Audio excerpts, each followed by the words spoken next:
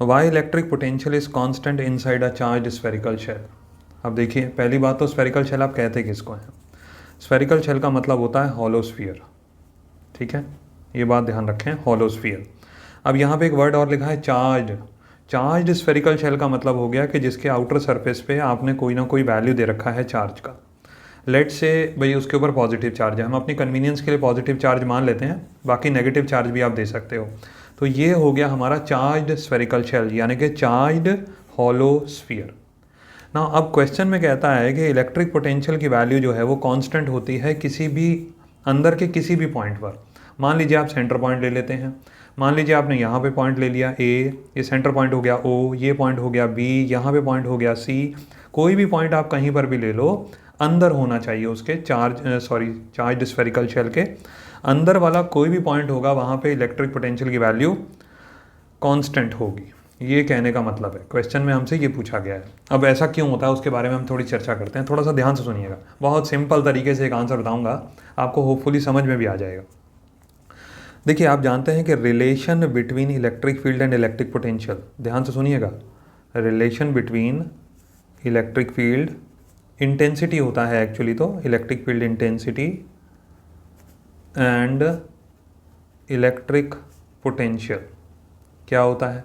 अगर रिलेशन की बात करी जाए, E is equal to minus dV/dr, ये रिलेशन होता है। ये भी एक बोर्ड का क्वेश्चन है, PYQ है कि what is the relation between electric field intensity and electric potential. तो आप ये आंसर लिख के आइएगा, ठीक है, माइनस dV/dr ना। अब यहाँ पे हम इस अपने क्वेश्चन पे इसको अप्लाई करते हैं कैसे? अंदर हम जानते हैं कि चार्ज स्फेरिकल शेल के अंदर कोई चार्ज नहीं होता है, चार्ज की वैल्यू होती है 0। अब जब चार्ज की वैल्यू 0 है तो बताइए इलेक्ट्रिक फील्ड कितना हुआ? वो भी 0। सिंपल सा लॉजिक है, ये बात समझ में आ गई? अगर नहीं समझ में आई है तो इसे दोबारा से सुन लो और नोट भी कर लेना इस पॉइंट को कि कोई भी चार्ज स्फेरिकल शेल के अंदर कोई चार्ज नहीं होता है, चार्ज की वैल्यू हो गई 0, तो उसकी वजह से इलेक्ट्रिक फील्ड भी हो गई 0। अब इलेक्ट्रिक फील्ड 0 यहाँ पे अप्लाई कर दो, ये हो गया 0 माइनस का dV/dr। dV/dr इंडिकेट करता है डिफरेंशियल कैलकुलस को। अगर किसी भी क्वांटिटी का डिफरेंशिएशन 0 आ रहा है तो इसका मतलब वो क्वांटिटी कौन सी है? कांस्टेंट। तो हमसे क्वेश्चन पूछा था कि why is electric potential constant inside a charge spherical shell, तो उसका आंसर था because electric field is 0। Simple सा आंसर अगर मैं लिख दूं इसको कि because electric field is 0 inside a charged spherical shell, hence by the use of this formula we can clearly state that potential is constant। ये तो हो गया एक पैटर्न। दूसरा, थ्योरेटिकली थोड़ा सा इसको समझ भी लो क्या होता है। देखिए, पोटेंशियल का मतलब क्या होता है बेसिकली, यहाँ पे कोई टेस्ट चार्ज रखा है, यहाँ से आप इसको इनफाइनाइट डिस्टेंस से उठा करके एक चार्ज स्फेरिकल शेल के नज़दीक लेके आ रहे हैं, तो जो आप वर्क डन पर यूनिट चार्ज कर रहे हैं वही तो पोटेंशियल होता है। अब वर्क डन जो आपने करा वो किसी ना किसी फील्ड के अगेंस्ट में करा, ये बात ध्यान रखिएगा। जो मैं अभी आपको थ्योरेटिकल एक्सप्लेनेशन दे रहा हूँ ये तभी लिखो जब डिमांड किया जाए, अदरवाइज आप ये पैटर्न लिख के आ सकते हो। अब यहाँ पे आप समझो कि पोटेंशियल की वैल्यू होती है वर्क डन पर यूनिट चार्ज, और वर्क कहाँ पे कर रहे हो आप? एक टेस्ट चार्ज को इनफाइनाइट डिस्टेंस से ले करके आ रहे हो किसी भी एक चार्ज स्फेरिकल शेल के इलेक्ट्रिक फील्ड के अंदर, तो जो वर्क डन पर यूनिट चार्ज हुआ that is potential, number 1। Now ये वर्क होता है किसी ना किसी इलेक्ट्रिक फील्ड के अगेंस्ट में या उसके सपोर्टिव डायरेक्शन में। अब यहाँ पे पॉजिटिव है, ये भी पॉजिटिव होता है, तो पॉजिटिव पॉजिटिव एक दूसरे को क्या करेंगे? रिपेल। अब रिपेल करेंगे तो इसका मतलब we are doing some work against the force of repulsion.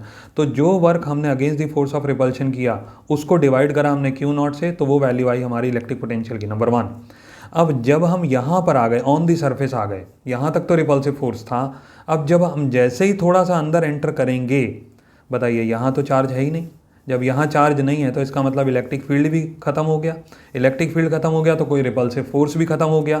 तो रिपल्सिव फोर्स जब खत्म हो गया तो हम अल्टीमेटली वर्क कर ही कहाँ रहे हैं? हम यहाँ से पॉइंट P तक मान लीजिए आए, और P से Q तक आने में तो हमने कोई रिपल्सिव फोर्स एक्सपीरियंस नहीं किया, तो इसका मतलब P से Q का कोई एडिशनल वर्क नहीं हुआ। तो जो वर्क इनफाइनाइट डिस्टेंस से पॉइंट P तक हुआ था, यानी कि ऑन द सरफेस तक हुआ था, वही work as it is count हो जाएगा P to Q में। इसी वजह से पोटेंशियल ऑन द सरफेस अगर V है तो पोटेंशियल इनसाइड द शेल भी V है। अगर इस पॉइंट पर ऑन द सरफेस पोटेंशियल की वैल्यू है 10 वोल्ट्स, तो अंदर के किसी भी पॉइंट पर, चाहे सेंटर पे हो चाहे सेंटर के आसपास हो, पोटेंशियल की वैल्यू 10 वोल्ट्स ही रहने वाली है। ये था इसका एक थ्योरेटिकल एक्सप्लेनेशन।